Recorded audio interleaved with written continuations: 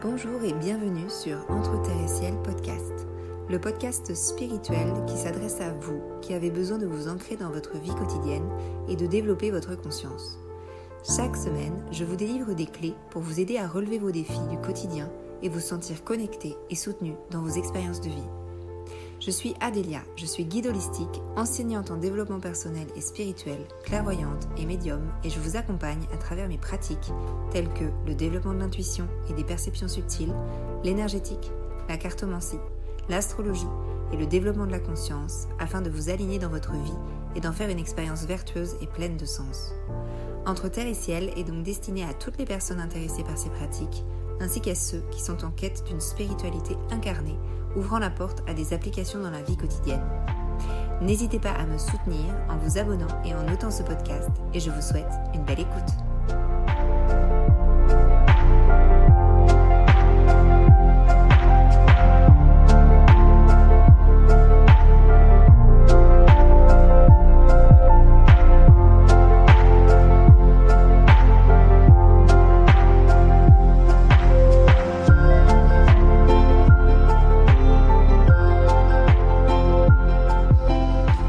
Bonjour à toutes et à tous et merci d'être avec moi pour ce 27e épisode de Entre Terre et Ciel podcast.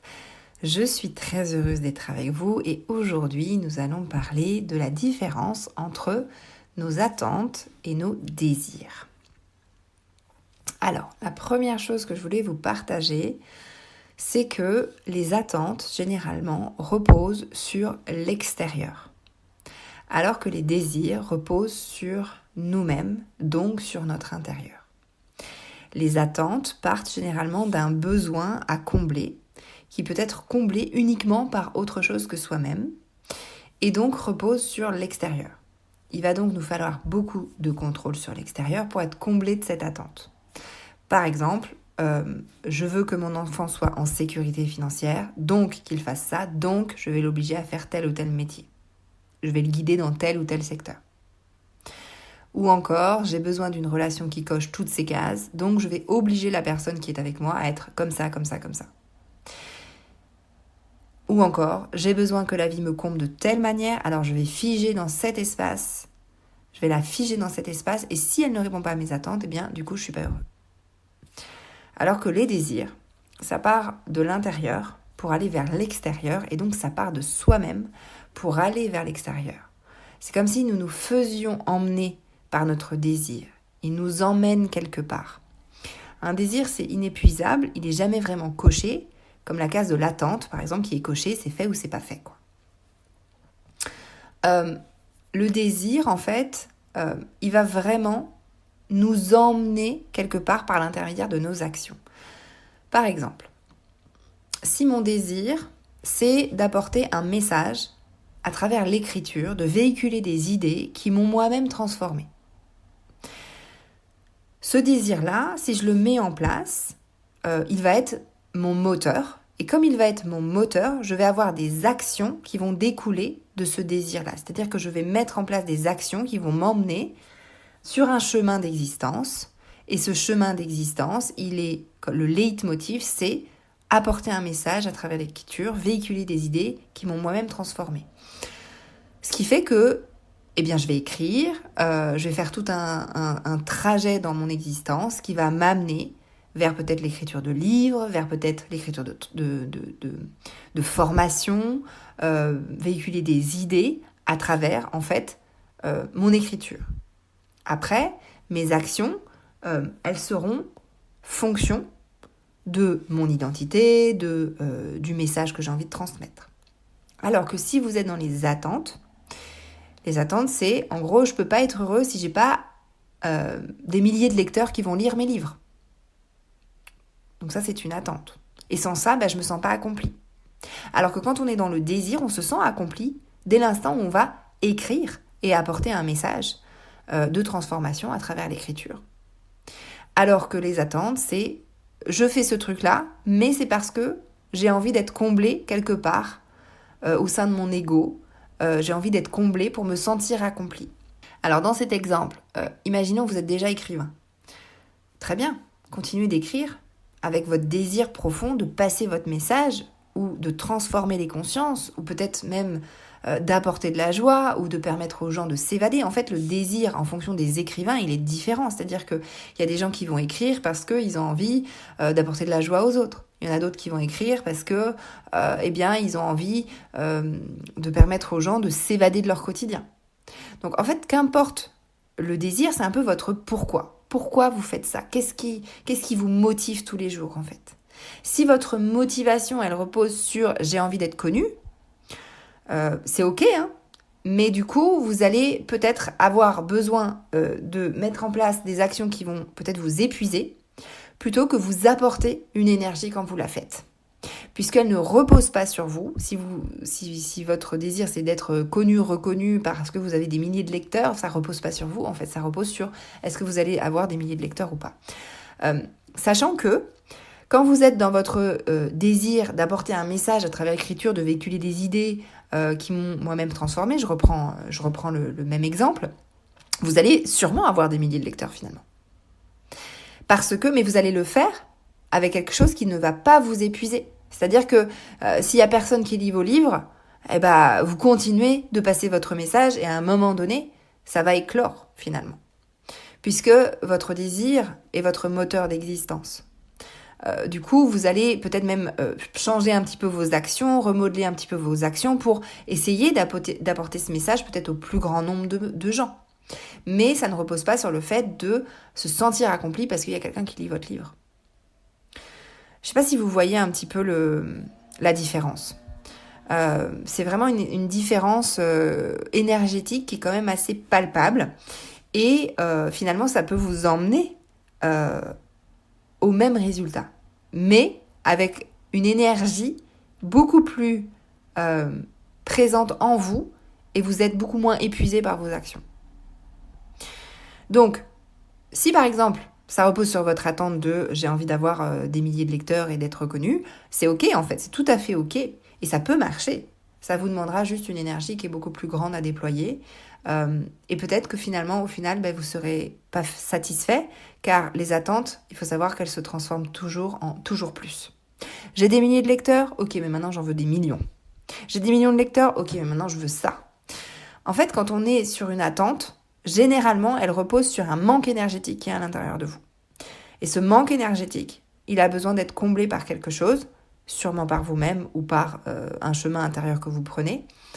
Et du coup, il y a une vraie bascule qui se fait quand on est sur un moteur d'existence qui est sur le désir.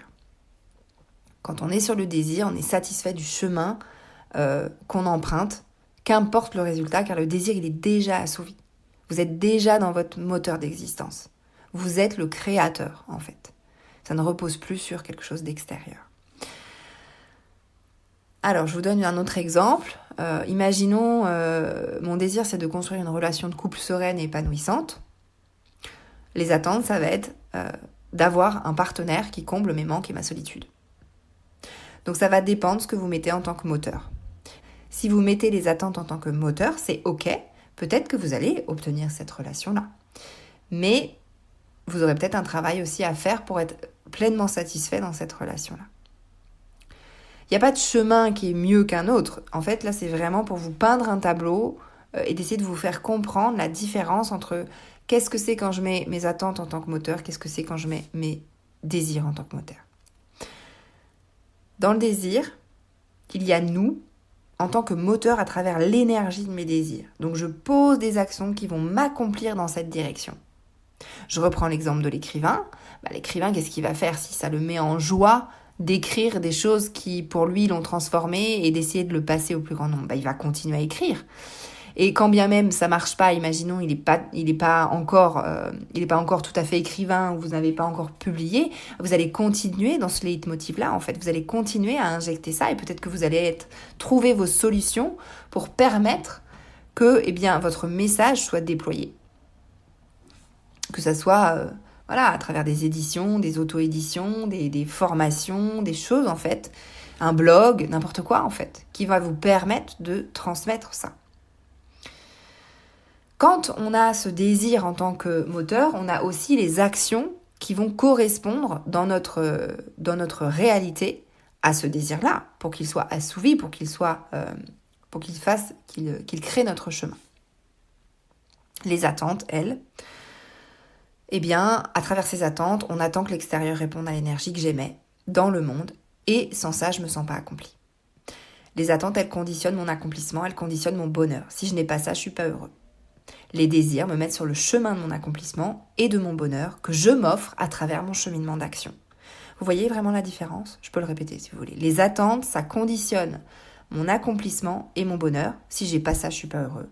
Les désirs, ça me met sur le chemin de mon accomplissement et de mon bonheur que je m'offre à travers mon cheminement d'action. Les attentes viennent d'un manque à combler, alors que les désirs d'une vibration créative qui émane de moi. Les attentes viennent de l'ego, les désirs viennent d'une vibration de vie. Alors, je vais rajouter des petites notions là-dessus. Parfois, les attentes, elles se déguisent en désirs. Quand on ne reste pas dans le désir, la joie, l'expansion, mais qu'on bascule dans le doute, l'attente de quelque chose pour être heureux, ou le toujours plus, alors c'est des attentes qui sont cachées. Alors, ne vous inquiétez pas, c'est tout à fait normal, on est tous comme ça, parce que c'est très très rare d'être à 100% dans ses désirs en tant que moteur, en tant qu'être humain. On est dans un moment charnière d'évolution de l'humanité où on commence à toucher ça du doigt et à se dire « Oh, mais en fait, ça serait vachement plus simple si j'étais constamment dans mes désirs. » Donc, il y a de plus en plus d'humains qui se... Alors, je m'inclus dedans, je suis encore en travail sur mes désirs en tant que moteur. Mais en fait, c'est un travail qui est hyper intéressant à faire parce que ça vous place dans votre quotidien pour essayer de le mettre en tant que désir parce que on est bercé à avoir des attentes, on est bercé à croire qu'il nous faut ça pour être heureux. Et c'est souvent, on place souvent cette attente vers l'extérieur et c'est hyper compliqué d'aller trouver en soi justement ce qui nous fait vibrer pour le placer dans notre moteur d'existence. On est tous dans le même bain en train d'essayer de faire cette transition.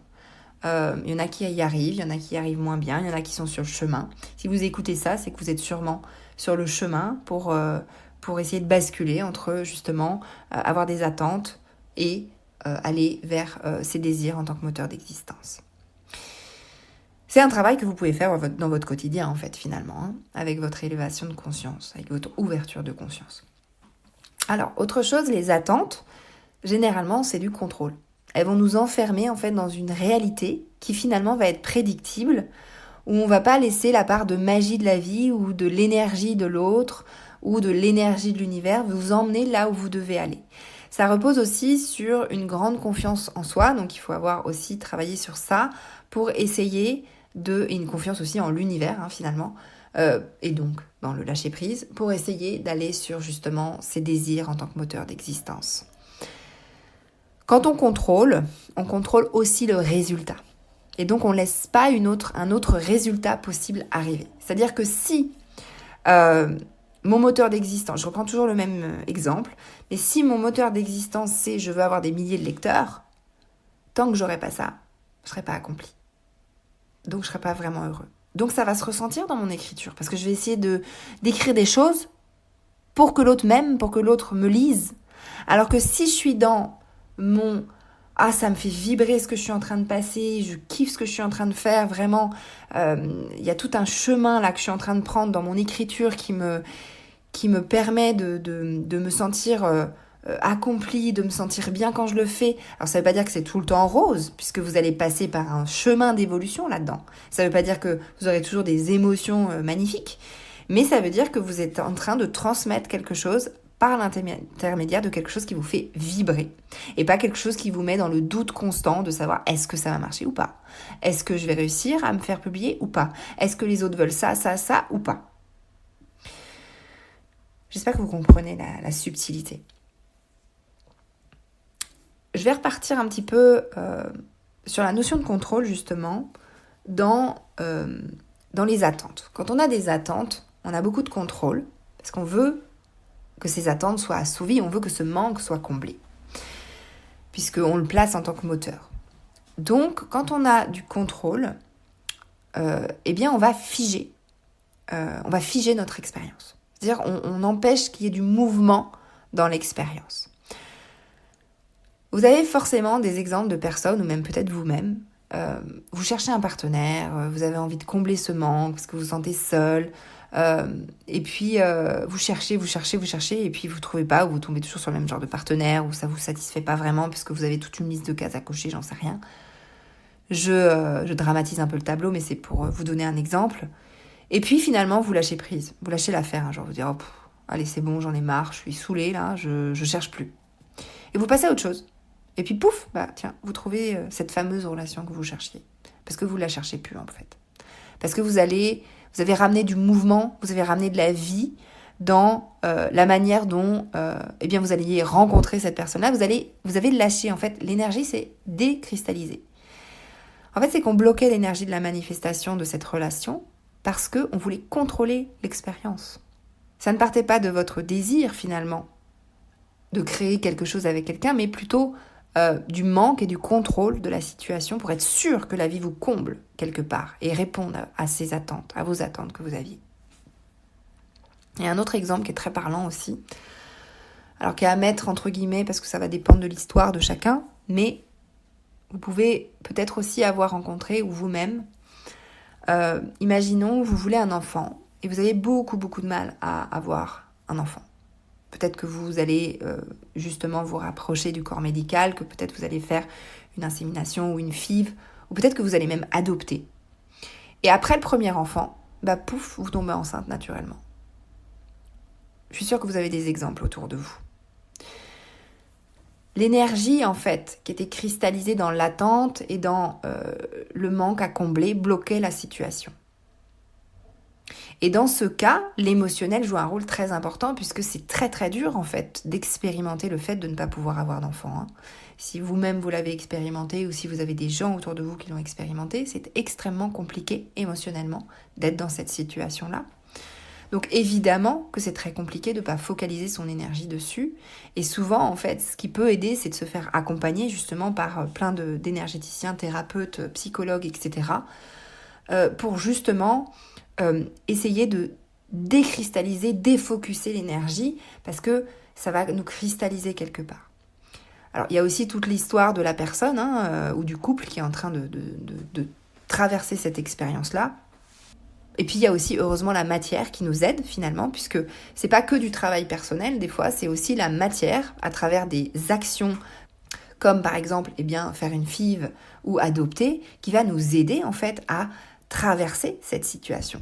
Comme je vous disais, il y a plusieurs solutions à chaque fois. C'est soit on le crée dans la matière et du coup ça nous décristallise et ça nous permet de l'expérience en fait d'avoir un premier enfant nous fera shifter l'énergie sur cet enfant plutôt que sur l'attente.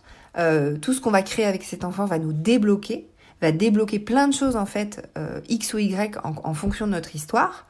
Et la solution concrète finalement du premier enfant va guérir quelque chose pour nous qui fait qu'il y a plus cette énergie-là qui est cristallisée. C'est pour ça que des fois, passer par la matière, c'est aussi une solution en fait. C'est pas que travailler sur soi. L'expérience nous fait évoluer, elle est là pour ça. Alors bien sûr, c'est pas dans tous les cas comme ça, on est d'accord. C'est pas parce que vous avez fait un premier enfant, adopté un premier enfant que tout d'un coup tout est solutionné. On est d'accord, ça dépend des gens, ça dépend des cas. Mais c'était un exemple que je voulais vous donner dans le cas où nos attentes vont cristalliser quelque chose et finalement vont empêcher le mouvement de la vie quelque part. Je vous dis ça, c'est pas pour que vous culpabilisiez si vous êtes dans ce cas-là, c'est pour vous apporter une espèce d'ouverture de conscience dans peut-être que mon chemin du coup c'est d'aller faire ça, ou peut-être que mon chemin c'est de travailler sur moi, ou peut-être que mon chemin c'est de trouver une expérience dans la matière, une action concrète qui va me permettre d'aller vers quelque chose. Alors, autre exemple, pour la relation amoureuse, pareil, quand on lâche l'affaire, qu'on se dit que en fait, on est bien tout seul, on a lâché les attentes, on a lâché le manque à combler, notre énergie repose alors sur nous, sur ce qu'on a envie d'implémenter dans notre vie, et du coup, on peut construire avec quelqu'un. Donc j'espère que vous comprenez un petit peu mieux ce que j'essaye de vous faire passer comme message dans la différence entre une énergie qui part de nos désirs pour poser des actions et une énergie qui part de nos attentes. Les actions, en fait, ne vont pas être les mêmes. Quand une énergie part de nos désirs, vous n'allez vraiment pas poser les mêmes actions que quand elle part de nos attentes. Et vous n'allez pas vivre non plus ces actions de la même manière non plus. Quand ça part de vos désirs, vous allez avoir une ouverture qui est plus ouverte. Vous allez avoir une énergie qui est plus ouverte. Alors quand ça part de vos attentes, vous allez être plus restrictif dans le cadre que vous posez. Je vais émettre une petite notion, il y a une vraie différence entre les attentes et les limites qu'on va poser. On a le droit d'avoir des limites dans notre vie, dans notre intégrité, de ce qu'on va mettre en place dans notre vie. C'est vraiment différent, l'énergie de la limite. C'est-à-dire que ça, c'est pas OK pour nous d'avoir ce type de relation. Donc si ce type de relation se présente à nous, on préfère ne pas donner de l'énergie à ce type de relation puisque ça fait partie de nos limites. C'est vraiment différent. C'est une petite aparté. Donc c'est OK en fait de se placer des limites dans ce qu'on souhaite avoir dans notre vie. Je ne remets pas en cause non plus l'émotion que vous pouvez vivre quand une attente n'est pas comblée. On a tous des attentes qui ne sont pas comblées. Cette émotion, elle sera toujours légitime, car c'est vous qui la vivez. Le but, c'est quand on a une émotion, c'est de la laisser être expérimentée pour ce qu'elle est et d'essayer de comprendre ce qu'il y a derrière. Est-ce que, c'est juste une émotion qui transite, il n'y a rien derrière et je la traverse parce que mon émotionnel est calé convenablement et du coup, je vais avoir des actions qui vont être peut-être différentes puisque j'ai cette émotion qui vibre en moi. Est-ce que, au contraire, c'est une blessure du passé qui est revécue ? Est-ce que peut-être c'est un schéma qui est revécu ? Peut-être que c'est un manque de confiance en moi ? Peut-être que c'est un manque d'amour, là, qui est en train d'être mis en relief ? Est-ce que c'est un trauma ? Est-ce que c'est une façon de voir la vie qui me fait avoir cette émotion-là ? Est-ce que c'est une croyance qui m'emprisonne dans une façon d'être ou de vivre ? Est-ce que c'est une limite inconsciente que j'arrive pas à saisir, mais qui me fait avoir cette émotion-là ? Si, en fait... dans votre matière, ça ne fonctionne pas, malgré des efforts. Si vous avez toujours le même genre d'émotions très difficiles à vivre et que vous avez du mal à les vivre, peut-être qu'il y a quelque chose qui se cache derrière, en fait. Peut-être qu'il y a quelque chose à aller regarder. Et d'aller regarder, en fait, en vous faisant même accompagner pour essayer de déverrouiller ce qu'il y a derrière. Parce que généralement, une émotion, c'est aussi là pour nous dire... à la base, c'est là pour nous dire tu prends le mauvais chemin. Sauf que, est-ce que c'est vraiment le mauvais chemin que vous êtes en train de prendre ou est-ce que c'est en train de vous rappeler quelque chose de cristallisé dans votre vécu de l'enfance, par exemple, dans un trauma ? Il y a une vraie différence entre votre émotionnel est calé, vous avez une émotion et vous la laissez vibrer parce qu'elle a un message à vous faire passer ou juste elle a quelque chose à vous montrer, ou elle vous montre quelque chose qui est rattaché à une cristallisation en vous qui a à débloquer. Donc ça, c'est deux choses aussi différentes. Donc, si vous avez dans votre vie une réalité qui ne vous convient pas, que vous réitérez des schémas et que vous avez des émotions qui vont être inconfortables, qui vont passer à travers vous, et que ça se réitère souvent dans votre vie, que vous en avez marre en fait de passer par ce genre d'état, peut-être essayer de poser des actions concrètes qui peuvent changer cette réalité. Les actions concrètes, ça peut être des actions dans votre matière par rapport à votre vie, mais ça peut être aussi travailler sur soi. Ça va dépendre des actions concrètes que vous voulez mettre en place. Donc c'est de poser des actions concrètes qui vont changer cette réalité, mais pas parce que vous voulez fuir cette réalité, mais parce que vous voulez guérir cette réalité. Souvent, on se dit, on veut plus de ça, donc on va fuir ça. Ah, je veux plus d'hommes comme ça dans ma vie, donc je vais les fuir. Mais est-ce qu'il ne faudrait pas peut-être le guérir, le pourquoi on a ce genre de choses dans notre réalité, ce genre d'hommes dans notre réalité ? Est-ce qu'il n'y a pas quelque chose à aller regarder, à aller mettre en conscience plutôt que de le mettre dans un tiroir, dans un placard ou sous le tapis et de se dire qu'on n'en veut plus ? Ça, c'est une autre notion qui peut être intéressante à aller regarder dans votre vie. Alors, ce que vous pouvez faire, si c'est le cas, par exemple, si vous réitérez des choses dans votre vie et que vous avez envie de changer cette réalité, vous pouvez faire peut-être un exercice de personnifier cette situation de vie, cette expérience de vie que vous avez, et au lieu de la combattre, essayez de faire la paix. essayez de vous asseoir autour d'un feu, donc la personnifier, cette expérience, et de vous asseoir soit autour d'un feu, soit autour d'une table, avec cette expérience qui est personnifiée, cette expérience qui vous fait vivre quelque chose d'inconfortable dans votre vie, par exemple, et imaginez que vous déposez les armes, que vous n'êtes plus en train de la combattre, que vous n'êtes plus en train de la fuir, mais que vous êtes en train de vous asseoir avec elle et de vous dire, ok, il y a quelque chose à aller regarder là, et de lui demander ce qu'elle vient vous enseigner. Qu'est-ce qu'elle vient vous enseigner, cette expérience? Qu'est-ce qu'elle vient vous enseigner, cette chose inconfortable que vous vivez? Qu'est-ce qu'elle vient vous enseigner, cette émotion aussi?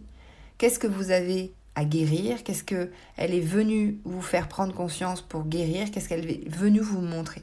Il peut s'agir d'une expérience, il peut s'agir aussi d'une émotion, il peut s'agir d'une sensation, comme par exemple, je me sens tout le temps rejetée dans mes amitiés. Ok, bien, on va s'asseoir avec cette sensation et on va aller regarder pourquoi, qu'est-ce que tu as à m'enseigner en fait, pourquoi je me sens rejetée. Et peut-être que vous allez avoir quelque chose qui va venir à votre conscience.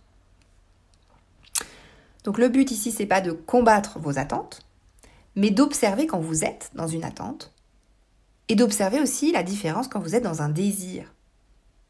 Et du coup, d'essayer de savoir qu'est-ce que ça fait quand on est dans une attente, qu'est-ce que ça fait quand on est dans un désir. Asseyez-vous avec cette attente, si vous la voyez, et dites-lui, qu'est-ce que tu as à m'apprendre? Ah j'attends que mon mec fasse ça, parce que en fait, je suis en insécurité totale qu'il m'abandonne. Peut-être? Je sais pas. Je reprends l'exemple du message que vous souhaitez véhiculer ou du rôle que vous souhaitez avoir. Quand vous êtes dans le message que vous souhaitez véhiculer, donc dans le désir d'emmener les gens à comprendre cette transformation que vous avez vous-même vécue, donc il y a un message, il y a un rôle dans lequel vous êtes, que vous souhaitez avoir, et que du coup vous incarnez, c'est très différent de l'attente que j'ai pour me sentir exister. C'est tant que j'ai pas ça, je me sens pas exister. Alors que quand je véhicule quelque chose, je me sens exister à travers ce désir en fait. À travers ce désir, je me sens directement exister et je sens directement la saveur de mon existence. Du coup, un petit exercice pour vous, c'est d'essayer de faire ça, de voir dans votre vie quand vous êtes dans les attentes et quand vous êtes dans les vrais désirs. Et qu'est-ce que ça provoque en vous de différent? L'autre chose, c'est d'essayer, si vous avez des attentes, de vous asseoir avec ces attentes qui sont sûrement inconfortables, parce qu'elles vous mettent dans une notion de contrôle. Pareil, vous pouvez vous asseoir avec votre contrôle et personnifier ce contrôle et essayer de comprendre qu'est-ce qu'il est en train de vous enseigner, ce contrôle. Pourquoi il y a ce contrôle dans votre vie? Quelle insécurité il y a derrière? Quel trauma il y a derrière? Si je récapitule, les attentes, elles sont là pour combler un manque. Ça peut être de la sécurité, de l'amour, de la confiance, de l'adaptabilité, etc., etc. Ou une peur, ou quelque chose d'inconfortable qu'on ne souhaite pas ressentir. Exemple, la solitude, le vide, etc. Ça, c'est les attentes. Les désirs, eux, ils reposent sur une joie intérieure que va nous procurer cette action, ce désir, cette réalisation qu'on est en train d'émettre comme vibration dans notre vie et qui nous conduira à des actions concrètes qu'on va mettre en place. L'autre chose aussi dont je vous ai parlé un tout petit peu, c'est d'essayer de faire la différence entre les désirs de l'ego et nos véritables désirs. Donc ça, c'est les attentes qui se déguisent. Donc les désirs de l'ego, c'est pas nos désirs profonds entre guillemets. Pour reconnaître les désirs de l'ego, généralement, ils cherchent toujours plus les désirs de l'ego. C'est après 1000 lecteurs, je veux 10 000 lecteurs, je veux 100 000 lecteurs, etc. Et je suis jamais vraiment satisfait puisque mon ego est toujours en train de vouloir plus. Donc l'autre chose, c'est on n'est pas satisfait quand on l'a obtenu. Et l'autre chose aussi, entre les désirs de l'ego et les vrais désirs, enfin les désirs d'existence, je dirais, parce qu'il n'y a pas vraiment des vrais désirs, mais c'est que les désirs de l'ego, c'est pas un moteur, c'est un but. C'est-à-dire, je veux atteindre ça. Je veux ça. Alors après, c'est ok d'avoir des buts dans la vie, je ne suis pas en train de dire qu'il ne faut pas avoir des buts, mais là, je suis vraiment en train de faire la comparaison. Si vous voulez placer d'abord vos désirs en tant que moteur, vous allez, en fait, vous n'avez pas de but. Vous êtes en train de créer une vie, un chemin, parce que vous êtes en train de tisser, en fait, votre vie. Et après, quand vous prenez du recul, vous observez le tissage que vous avez fait. Après, voilà, si vous avez des buts, c'est ok aussi. Hein. On est humain, on a besoin d'avoir des buts peut-être parfois dans la vie. Quoique je pense que l'évolution humaine est en train de nous emmener vers autre chose. Où l'être humain 2.0, 3.0, 10.0 aura plus besoin forcément de buts, mais plutôt d'une autre forme d'énergie qui va intégrer dans la matière d'une autre manière. Dernière chose, les désirs vont reposer sur un lâcher-prise total.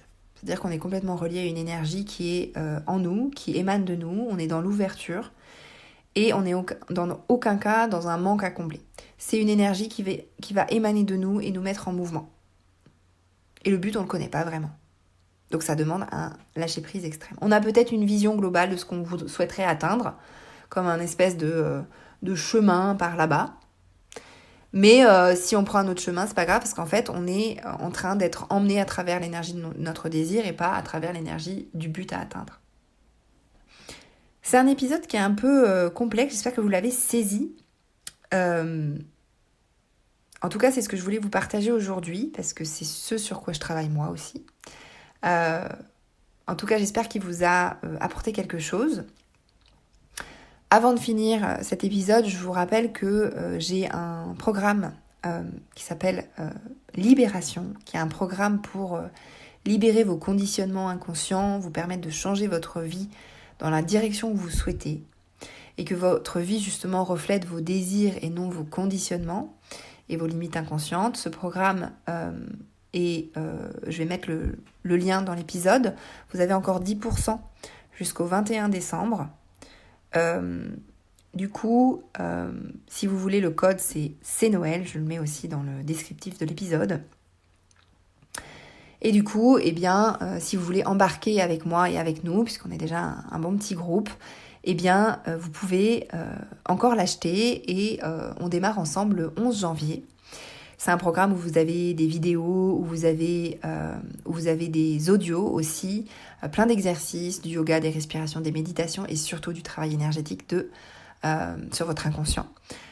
Et des sessions de groupe qui ont lieu toutes les 2 semaines, les samedis après-midi, où on débloque tout ce qui vous bloque dans votre vie de manière inconsciente. Et il y a plein de travail personnel aussi à faire sur vos croyances limitantes, sur vos limites, des exercices que vous pouvez faire dans votre vie au quotidien.